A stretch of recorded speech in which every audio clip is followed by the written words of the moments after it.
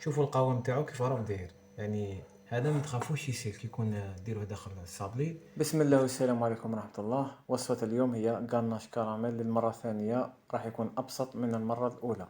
بما أنك راك تشوف فيديو هذا أكيد فأنت من المتابعين.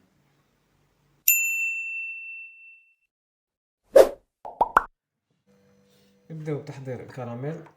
عندنا 100 غرام سكر عادي، 100 غرام كريم فريش كريمة سائلة، 30 غرام زبدة أو مارغرين تكون نوعية مليحة، و200 غرام شوكولاتة بيضاء. هذا يسمى ما راحش نديرهم كيما المرة اللي فاتت درنا غلوكوز، هذه الخطرة نسهلوها عليكم، خاصة كاين بزاف اللي طلبوا هذا الوصفة. نبداو بالسكر، هو أول حاجة نذوبوه وحده، ومن بعد نزيدولو الإضافات الأخرى، المكونات الأخرى.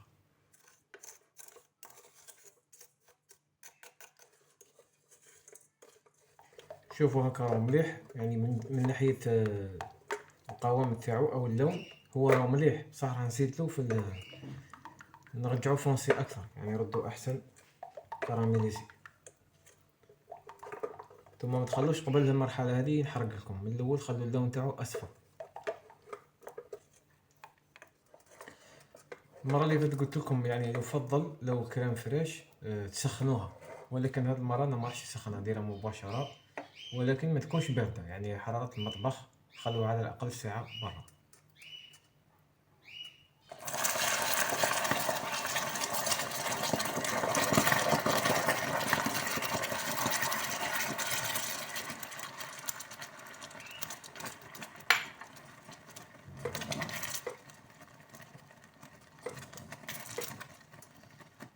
الفرن دائما يكون ناقص بزاف، وإذا خفتوا عليه من داك نحوها من الفرن عادي، هذا الشيء نعاود نرجعها. نتأكد بلي دابت وتخلطت مليح. الفرن درجة حرارة ناقصة، نعاود نأكد.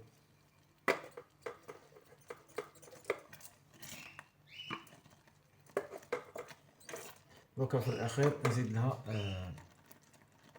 المارغرين والشوكولا. شفتو السخانة تاعها راهي بزاف، درجة حرارة عادية. نرمولها الزبدة أو المارغرين،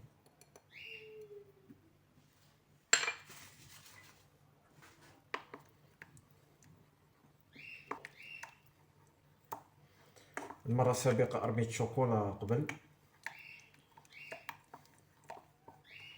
باش تذوب، هي في كل الأحوال راهي شادة السخانة تاعها، يعني طريقتين تصلح، ترموا الشوكولا أولا أو هي في الأخير. نكمل نرمي الشوكولا اللي بقات، وهذه بلا ما نديرها بالباماري عادي هكا ذوب روح، من الحرارة هذيك تكمل الذوب.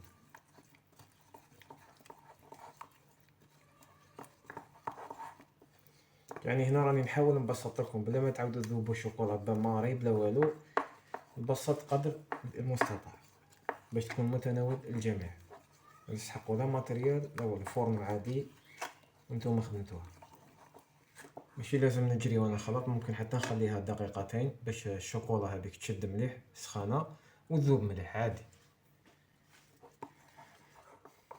بعد ما خلطناهم حوالي 5 دقائق، قيس ما يذوب ومازال سخون او سخون بزاف، قيس ما ذابت هذيك الشوكولا اللون المناسب وذابت كاع، ما كاش ليكرا تاع شوكولا ولا اي ولا سكر ولا، خلاص هاي ديجا بدات تعقد. ممكن نخلوها تبرد اكثر تولي عاقد اكثر، ما تسيلناش بزاف، خاصة درناها داخل اي حلو، حنا هذا واش نحوسو، هذا هو المطلوب. نخلوها تبرد تماما. هنا بعد ما خليته حوالي نصف ساعة في الثلاجة، فريجيدار نورمال ماشي كونجيلاتور، ماشي لازم مجمد.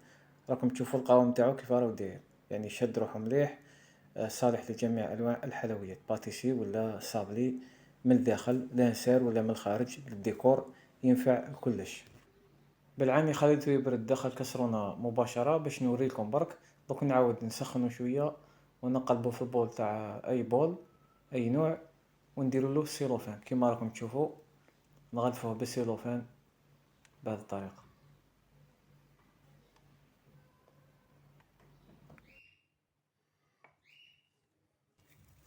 خلينا حتى ولا بارد ونديرولو السيلوفان.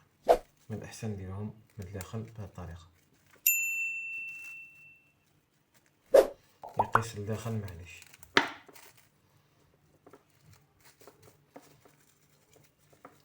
ونزيدو نخلوها تبرد قبل ما نخدمو بها دايما، خاطرش هي دافية دوكا.